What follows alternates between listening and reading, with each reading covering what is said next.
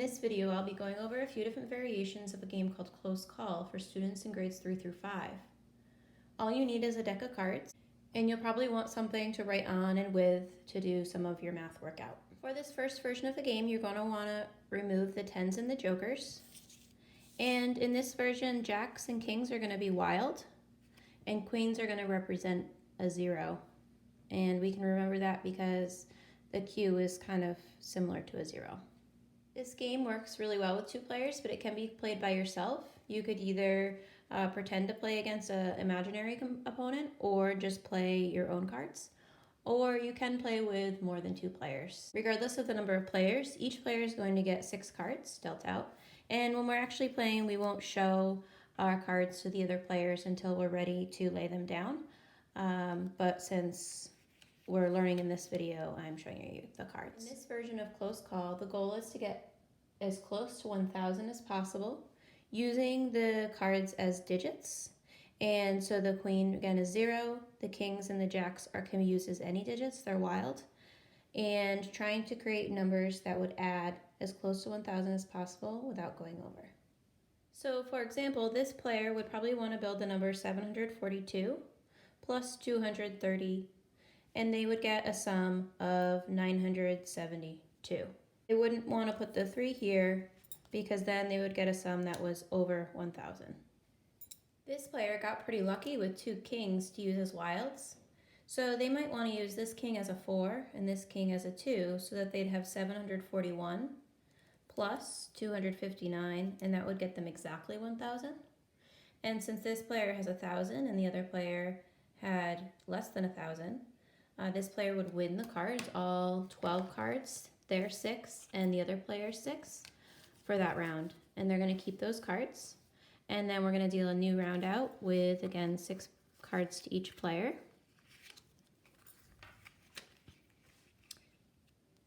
And they'll build another set of numbers trying to get as close to 1,000 as possible again.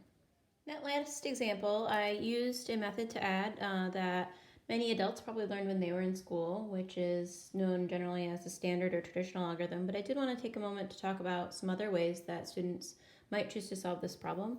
One is a method that they might know as of partial sums, and in that case they would add the ones place, which is 10, the tens place 40 plus 50, since the 4 is in the tens and the 5 is in the tens, which is 90. And then the hundreds place, and they'd get 900. And then this 10 and 90 make 100, and 100 plus 900 is 1,000.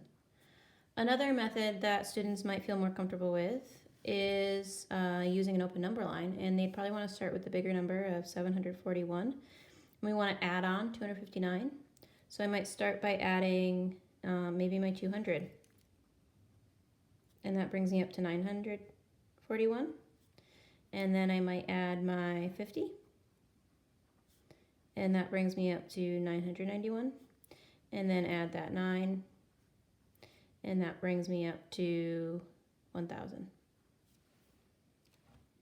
If there winds up to be a tie in any round, what you're going to do is you're going to take the cards from that round and you're just going to reshuffle them into the deck, so that you can reuse them in another round later, but in a different order. The game continues until you've dealt out all the cards, and the player with the most cards will win. Another version of this game, which is very similar, is Close Call with subtraction, and here our goal is to get as close as we can to 499 without going over. And so one player might use these cards to make 738 minus 241. I do want to take this opportunity to go over some methods for subtraction because adults watching this video may have only learned the method of borrowing. And so if you were to solve this problem, you would do 8 minus 1, which is 7. And then when you went to do 3 minus 4, you'd want to borrow from the 7 so that you'd have 13 minus 4 is 9. And while some 4th and 5th grade students might know how to do this, students in 3rd grade might not have learned this yet. And there's actually an advantage to having them think about some other methods first to really get an understanding of what subtraction means before just teaching them the rule of borrowing. And so one thing that we can do is solve using a number line. And I particularly like using the method of thinking addition to actually subtract. And so if I place on an open number line number 241 and 738, in order to find the difference, I'm really thinking about the space between these two numbers. And so I might think about how much do I need to add up from 249 to land on 738. So I might start by just adding 9 to get to a nice friendly number of 250. And then from there I might want to get to an even friendlier number by adding 50, and that will bring me up to 300. And then I might be able to actually see that from 300 to 738 is 438 away. And so rather than subtract, I just need to add these three values. So I might add the 438 and the 50 first, and I would get 488. And then I'd just have to add that 9, and that would land me at 497. So this player got pretty close to the target of 499 without going over, and they didn't have to borrow when they subtracted. So let's move on to the first of two versions of this game where we're actually going to use multiplication. In the first version, we're going to use the entire deck of cards, even the jokers. And when we use the jacks, they're now going to be 11s, queens are 12s, kings are going to be 13s, and those jokers are going to be wilds. In this version of the game, each player is going to get dealt 4 cards in each round, and they're going to use multiplication to try to get to as close to 100 as possible. So for example, I might be able to do 8 times 6, which would be 48, or 9 times 8, which would be 72. I can also use this king, remember, as a 13, and I might want to try 13 times 5, which would be 65. Another thing I can do is use the cards as digits, at least the cards ace through 9. So for example, I might build 18 times 5. I want to show you a way that I could multiply 18 times 5 in maybe a different way than you've seen before, especially if you're an adult who learned more of a traditional method. So I could set up 18 times 5 and multiply by doing some carrying. But something that students work on often in 3rd and even 4th grade is known as, they like to call it sometimes the box method, or we call it sometimes an area model. And what I do is I take 18 and I break it apart into 10 and 8, because those numbers are much more friendly to multiply by my 5. And so instead of doing 5 times 18, I do 5 times 10, which is 50, and 5 times 8, which is 40, and I add those together to get 90. It's a nice little trick that sometimes we can even then do mentally. So if I'm this player, maybe I'm wondering, can I do 13 times 8 without going over 100? And so for 13 times 8, I want to break apart my 10 and my 3 and 13, multiply that by 8, and so I get 80, and 8 times 3 is 24, which puts me a little over 100. So this player will have to use probably maybe 13 times 5, that's 65. Actually, 8 times 9 would get them 72, which would be higher. And this person got 90, and so they got closer to 100 without going over. So this person used these 3 cards, and this person used these 2 cards. So they're going to win these 5 cards from the round. And this player is going to keep the 6. This player is going to keep the king and the 5. And they're going to deal out for the next round more cards so that they, again, have 4 cards each. And then once again, they're trying to make the highest product that they can without going over 100. Another move that players can make in this game is to actually multiply 3 numbers, especially when those numbers are small. So for example, this player could actually do 5 times 3 times 6 if they wanted. And to make that easier, they'd probably want to do 5 times 6 first, which is 30, times 3, which is 90. And so they could get a total of 90 here if they wanted to. Let's say that this player did play their 90, and this player also played 90 using the 9 and the 10. In this case, there's a tie, but since this player used 3 cards, they're going to win the round. However, this player could have used 9 times 10 times 1, and if they'd done that, then both players would have had 3 cards put down and still a tie. And if that's the case, then both players would take their cards and actually put them back into the pile of cards that haven't yet been played, but shuffle them in, and they'll just get reused later since it was a complete tie. Keep in mind though that in this situation, the players don't see what the other player is playing until they put it down, since when we're playing for real, we have our cards kind of hidden.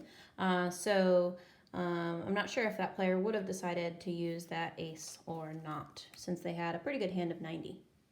So keep in mind I said that the Joker is a wild card, and at first when I got this hand I was thinking, well, maybe I'll make the Joker a 13, so that I can do 7 times 13. But the Joker can actually be any number you want. So I actually might choose to make the Joker a 25, even though there's no such card as a 25, and do 4 times 25 to get exactly 100.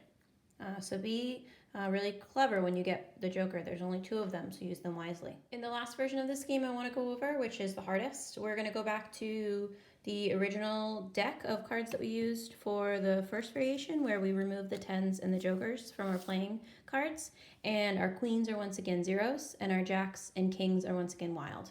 This version is also similar to the first in that, again, each player gets 6 cards, and again, we're trying to get as close to 1,000 as possible.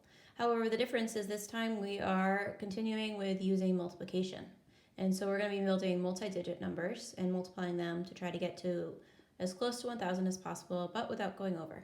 So for example, this player might want to use the 4 kings, 7, and 2 to build 497. Remember, king is wild, so they'll make that a 9 to make this multiply by 2 and close to 1,000 as possible. And keep in mind, we can also do that box method or area model even with a 3-digit number.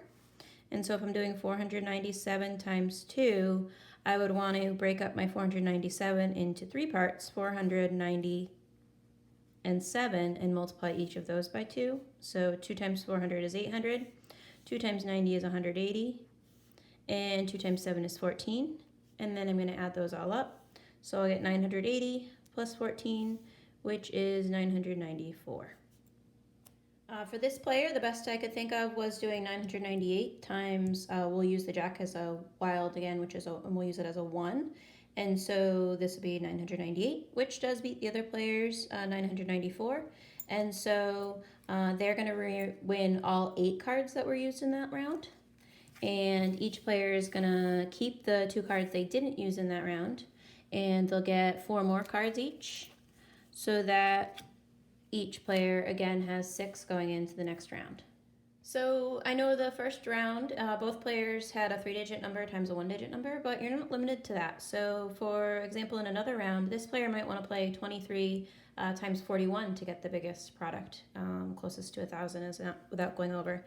And again, we can use that area model even with a 2-digit by 2-digit number. So if I have 2 digits and 2 digits, I'm going to want a box with 4 parts, because I have 23, which I'm going to break up into 20 and 3. And I have 41, so I'll break that into 40 and 1. And again, I'm going to find all my products. So 40 times 20 is 800. 40 times 3 is 120.